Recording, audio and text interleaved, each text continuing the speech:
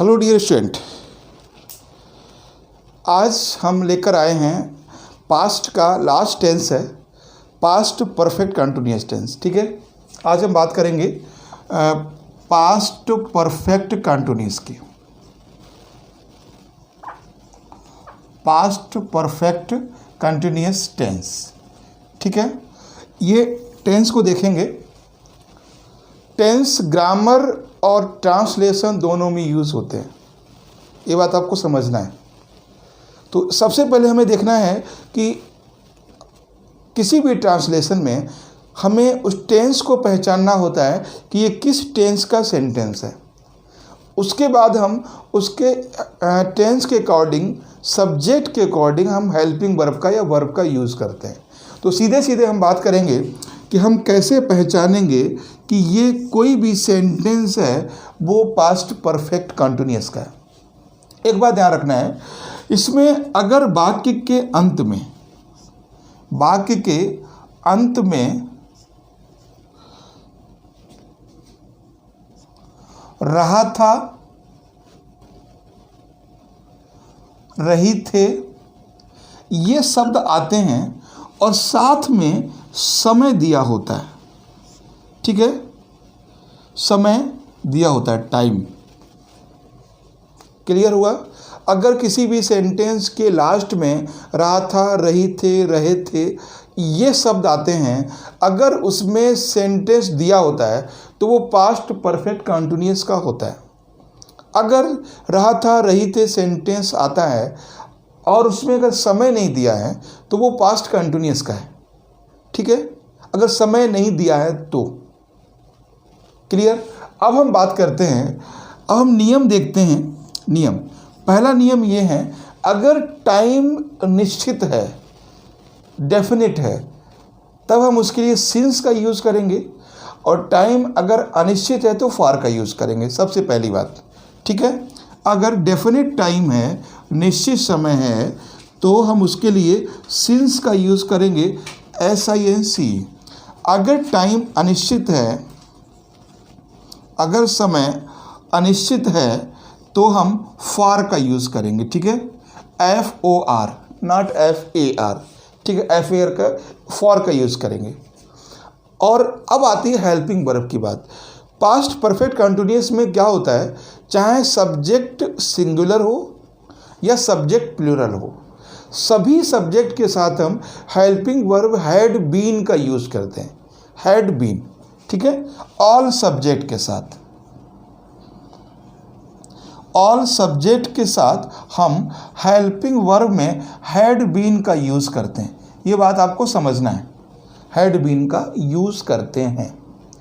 और साथ ही हम वर्ब की फर्स्ट फॉर्म में ING का यूज़ करते हैं। ये हमने पहले ही बताया है, अगर कोई टेंस कंटिन्यूअस में है तो ING उसमें आता है। ठीक, उसके बाद हम वर्ब में ING का यूज़ करते हैं। ठीक, अब एक सेंटेंस बना के हम देखते हैं। जैसे मान लीजिए, रामा 2 घंटे से पढ़ रहा था। ठीक है, ये है। दूसरा है रामा, या पढ़ रही थी, एक ही बात है। रामा 2 बजे से, ठीक है, नहीं पढ़ रही थी, ये बात है। अब क्या रामा 2 दिन से पढ़ रही थी? हम बहुत सेंटेंस को इजी लेके चलते हैं। ये तीन सेंटेंस, इनको समझिएगा। रामा 2 घंटे से पढ़ रही थी, पहला सेंटेंस है। रामा 2 घंटे, ये तीसरा, रामा 2 घंटे से पढ़ रही थी। अब चाहे रामा हो या कोई बहुवचन का सब्जेक्ट हो, तो सबसे पहला सेंटेंस हमारा है रामा, तो रामा हैड बीन। ठीक है, रामा हैड बीन। अब इसमें रीडिंग आएगा, रीडिंग 2 घंटे से, फॉर 2 आवर, फॉर। ठीक है, ये बात ध्यान रखना है, फॉर 2 आवर यानी 2 घंटे से, कि हमने आपको प्रेजेंट परफेक्ट कंटिन्यूअस में ये चीज़ समझाई है। आप एक बार देख लीजिएगा कि निश्चित समय कौन सा होता है, बजे यानी बजे, क्लॉक, डेट, ईयर, मंथ और डे।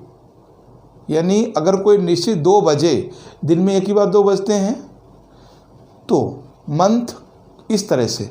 फर्स्ट वीडियो हमारे पास है, वहाँ देख लेना। यहाँ पर अनिश्चित है। दूसरा सेंटेंस इसमें, रामा 2 बजे से नहीं पढ़ रही थी। अब इसमें क्या होगा कि रामा हैड, मैंने आपको पहले बोला है कि अगर हेल्पिंग वर्ब 2 हैं, देन अगर उसके बाद अगर उसमें नेगेटिव वर्ड यूज़ करना है, तब हमें दोनों हेल्पिंग वर्ब के बीच में यूज़ करना है। हैड नॉट बीन, ठीक है, हैड नॉट बीन। बाकी सब चीज़ रीडिंग। अब इसमें 2 बजे से है, सिंस 2 o'clock, ठीक है, आपको ध्यान रखना है, सिंस 2 o'clock, 2 बजे से, ठीक है। Rama had not been reading 2 o'clock। इतना क्लियर है। अब क्या रामा 2 दिन से पढ़ रही थी? क्या रामा 2 दिन से पढ़ रही थी? हम इसको बनाते हैं, ये तीसरा सेंटेंस। क्या रामा, अगर यहाँ पे हमने बोला हेल्पिंग वर्ब हमें यहाँ पर यूज़ करना है सबसे पहले, क्योंकि यहाँ पर क्वेश्चन वर्ड पहले दिया हुआ है।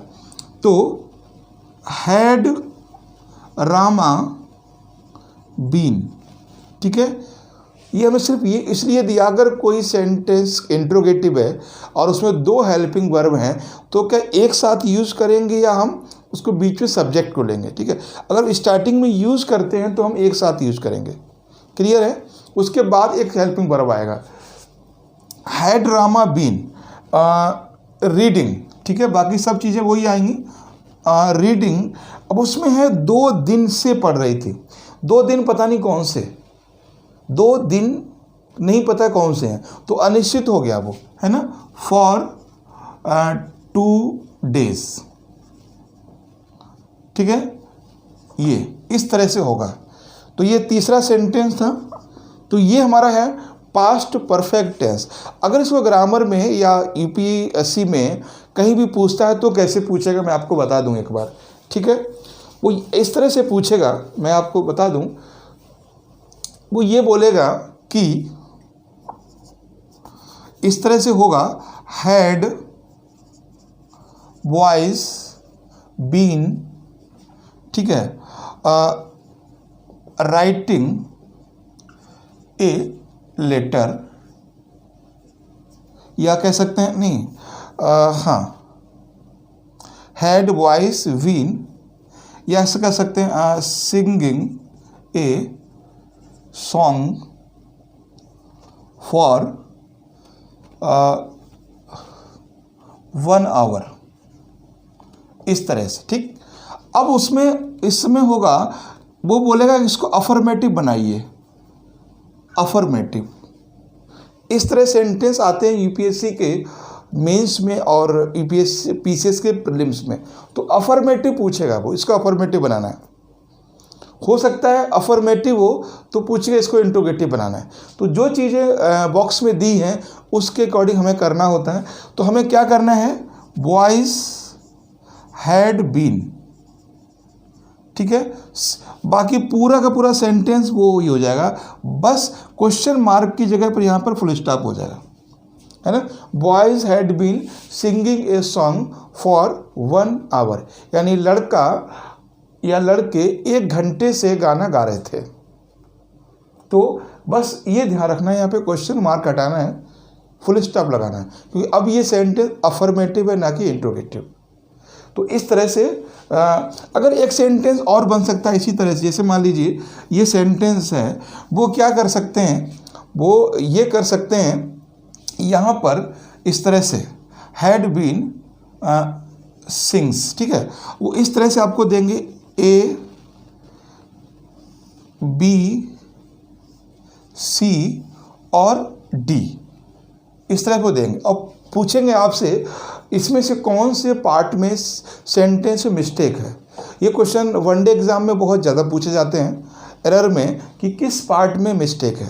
तो आपको टेंस से ही समझना है। यहाँ पर हैड दिया हुआ है, यहाँ पर बीन दिया हुआ है, यहाँ पर सिंग्स दिया हुआ है। हेल्पिंग वर्ब कभी गलत नहीं होते, बस वर्ब में हमें समझना है। तो ये इसका राइट आंसर ये होगा, ये गलत है हमारा पार्ट। सिंग्स की जगह पे सिंगिंग होगा। ठीक है, तो हमें वर्ब में देखना है, आगे पार्ट्स में देखना है क्या मिस्टेक है। हमें हेल्पिंग वर्ब में चीज़ों को नहीं गड़बड़ करना है। हाँ, बस ये है, अगर मान लीजिए अगर यहाँ पर सिंगिंग होता, सपोज करो यहाँ पर सिंगिंग होता और इस तरह से फॉर्मेट होता कि हैड बीन बॉयज़, ठीक है, इस तरह से होता हैड बीन बॉयज़, तो इसमें ए ऑप्शन ये होता और बी ये होता और सी ये होता। फिर ये पूछते इसमें कौन सा गलत है, तो आपका आंसर होता है ए, क्योंकि एक साथ में हैड बीन नहीं आता। डिपेंड करता है, कभी कभी स्ट्रक्चर में मिस्टेक होता है, कभी कभी वर्ब में मिस्टेक होता है। यहाँ पर स्ट्रक्चर में मिस्टेक है। क्लियर है, ये चीज़ ध्यान रखना है। ठीक है, तो ये हमारा पास्ट टेंस था। इससे रिलेटेड हम क्वेश्चन आपको दे देंगे और आप लोग बुक्स में जो गाइड है मार्केट में या प्रैक्टिस पेपर जो प्रीवियस ईयर के हैं, चाहे वे कॉलेज के हों, स्कूल के हों या फिर कंपटीशन को, उनको भी कर सकते हो सॉल्व। ठीक है, तो नेक्स्ट वीडियो हम नेक्स्ट लेकर आएंगे फ्यूचर इंडेफिनिट। Thank you.